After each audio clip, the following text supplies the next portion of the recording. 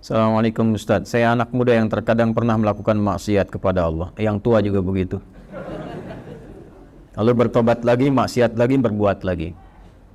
Bagaimana caranya Ustaz agar tobat yang ana lakukan menjadi tobatan yang nasuha? Mohon bimbingannya. Quran surah keempat ayat 17. Bismillahirrahmanirrahim. Innamat taubatu 'ala Allahi lilladzina ya'maluna as-su'a bijahalatin thumma yatubuna min qarib. Faulaika yatubullahu 'alaihim wa kana Allahu 'aliman hakima.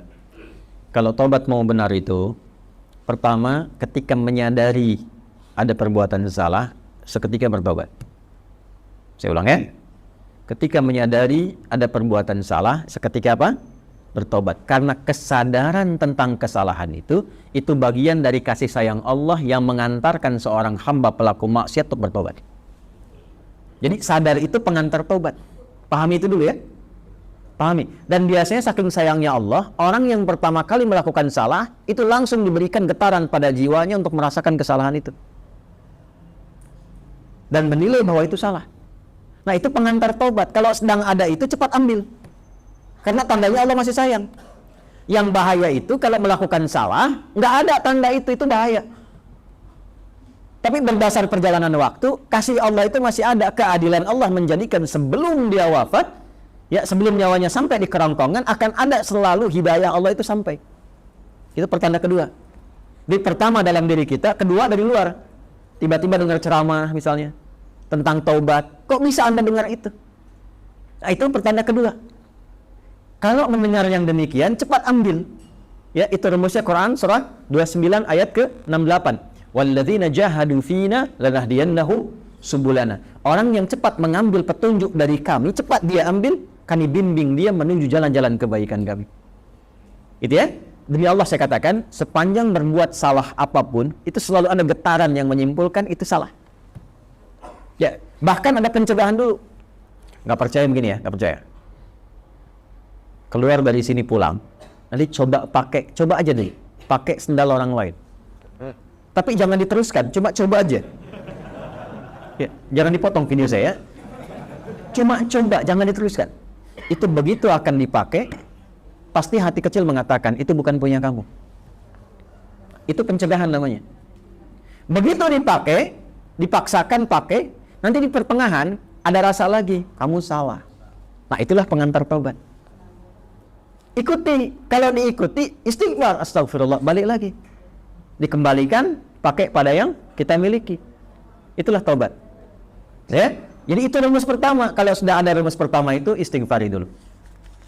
Sesali dan minta petunjuk kepada Allah untuk dikuatkan bertahan dalam jalan taubat itu. Tinggal nanti kadar maksiatnya apakah dia ringan, tengah-tengah, atau kadar maksiat berat. Kadar maksiat berat itu yang sudah jadi kebiasaan. Biasanya pada yang terakhir ini, mohon maaf, tidak seketika biasanya. Kecuali ada kejadian besar yang membuat dia bisa meninggalkan itu sama sekali. Ibunya di selang nafas yang terakhirnya. Nah, ibu sering mengingatkan kamu dalam keadaan sehat.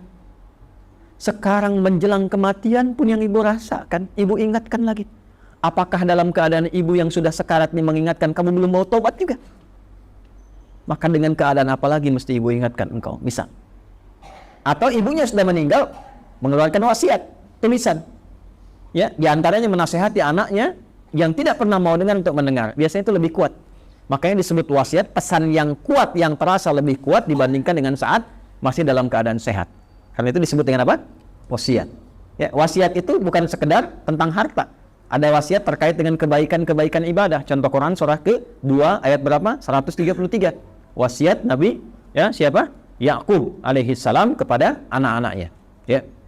Saya teruskan.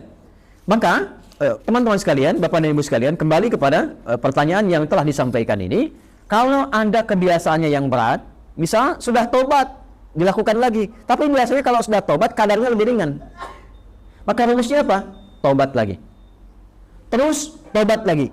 Terus tobat lagi. Sampai berusaha kita maksimal, hilang kebiasaan itu, atau wafat kita dalam keadaan sedang berusaha tobat atau sedang tobat.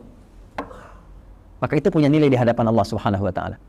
Yang terakhir, ini yang lebih kuat, rasakan saat akan terdorong berbuat maksiat itu lagi seketika diwafatkan oleh Allah Subhanahu wa Ta'ala.